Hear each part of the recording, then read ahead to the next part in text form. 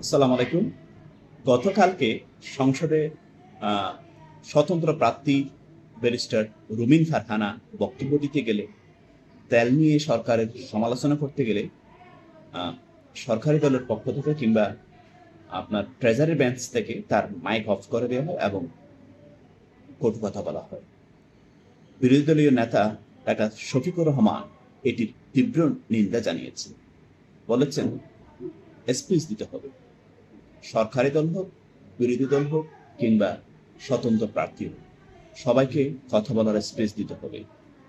এভাবে যদি ব্যাঘাত ঘটানো হয়, একজন কথা বলতে গেলে আরেকজন যদি কটু কথা বলে কিংবা ব্যাঘাত ঘটায়, তাহলে এটি বাক স্বাধীনতার পরিপন্থী। সবাইকে কথা বলার সুযোগ দিতে হবে, শালীনতা বজায় রাখতে হবে। তিনি বলেছেন, বিগত সময়ে সংসদে যা চর্চা হতো, আমরা তা চর্চা করতে চাই।